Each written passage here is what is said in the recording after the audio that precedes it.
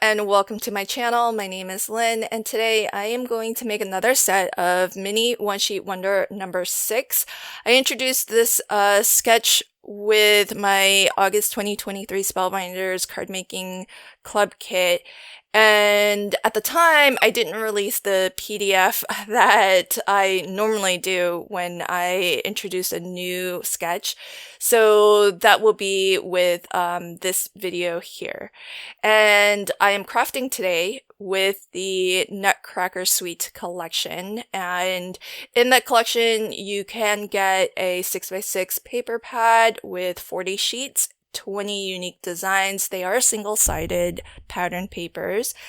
And as well, there's a coordinating ephemera pack and a coordinating set of chipboard stickers.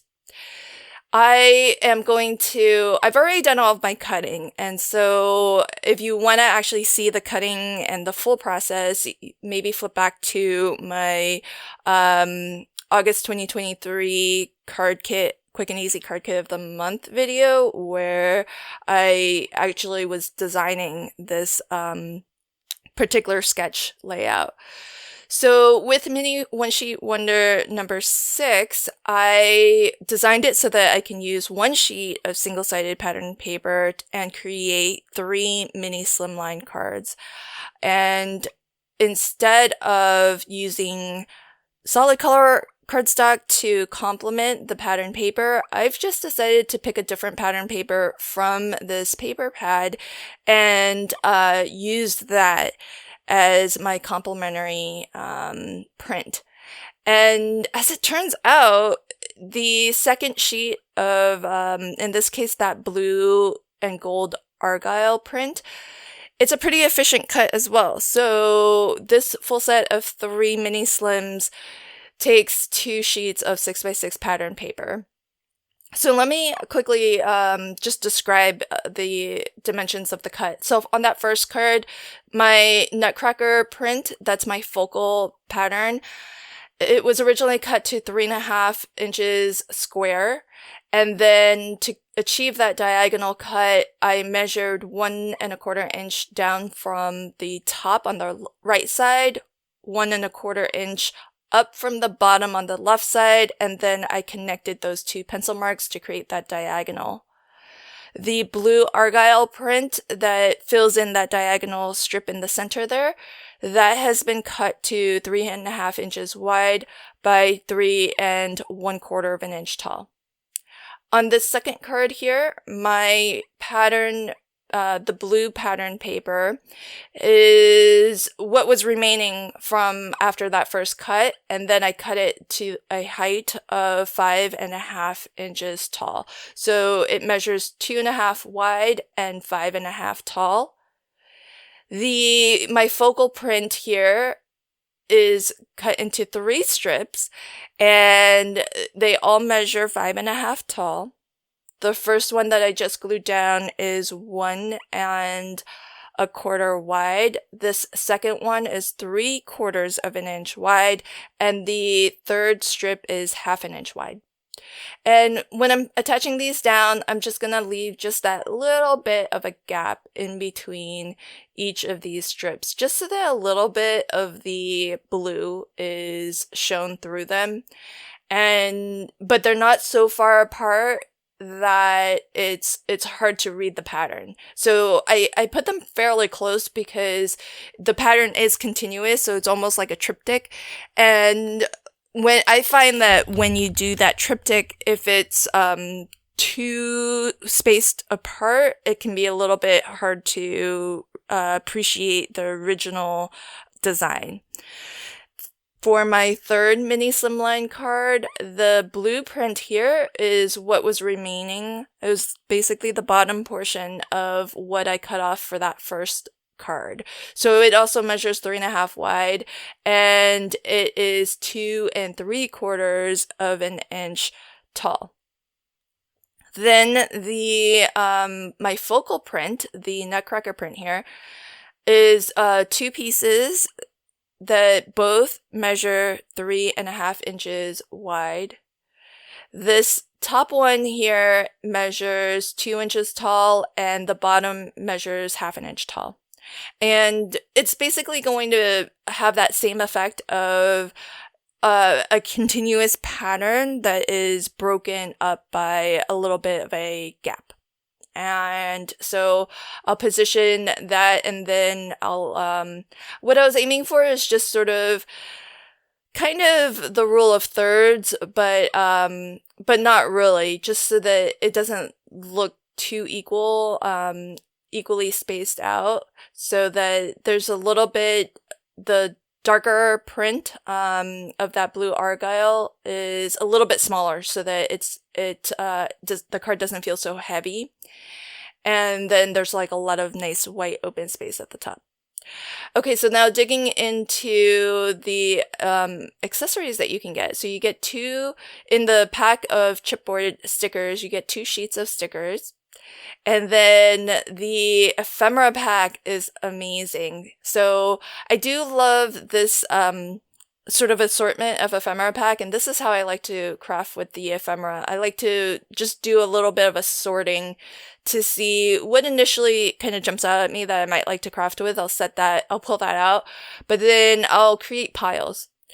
And in this particular pack, the way that I sort of sorted this out was, and I generally find this to be the case for Spellbinders die-cut ephemera packs. So there's always going to be a collection of florals. And florals I find are just really easy to craft with, general purpose, all occasion. They are color schemed to match everything in this collection, but they are, in terms of the imagery, super themed to the Nutcracker. And then there's some general Christmas iconography, so presents, bows, candy canes, Christmas trees, things like that. So also still very general to the holiday season, to the Christmas season. And then you have another set of very specifically themed Nutcracker characters. And guess what? I don't know that Spellbinders has done it before. Maybe they have, but I was blown away by the fact that the Nutcracker characters have been designed to be dancing mechanisms. How appropriate, because the Nutcracker is a ballet. And so the characters, I thought it was strange as I was sorting that there were legs and then there were upper body parts. And because it doesn't, you kind of have to push the little circle out of the aperture. So here's how to put together a dancing mechanism if you are not familiar with it. The legs have this, what I call donut mechanism at the top. So it's basically just a circle that has a circle aperture cut out of it. Inside that little aperture is where you want to place a foam dot. I like using a circular dot because it will swing a little bit more nicely, because it's nice and smooth and rounded. But you could use a square dot if that's all you have. Just something that's foam, so that it's a little bit dimensional.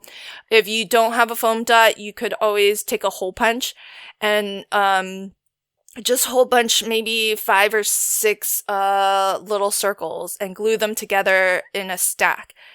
Because all you need is something that's dimensional for the legs to hang on. And then you can glue the body to the top of that foam dot, and that secures the legs so that they don't fall off that foam dot, but the legs aren't actually glued down to anything. They are free to hang and then swing back and forth on that foam dot. So really, really awesome. I was blown away that the ephemera pack comes with pieces that let you create interactive cards. So that's so cool. I thought that was a real treat. The die-cut ephemera pack also comes with a lot of sentiment banners. So I used one at the top here, and then I took a sentiment from the chipboard stickers to add that to the bottom. So that's my first card complete, and then I just snagged some of these really dimensional foam squares from the card making kit, and I'm gonna pop up that top banner on some foam just to give it a little bit of extra dimension.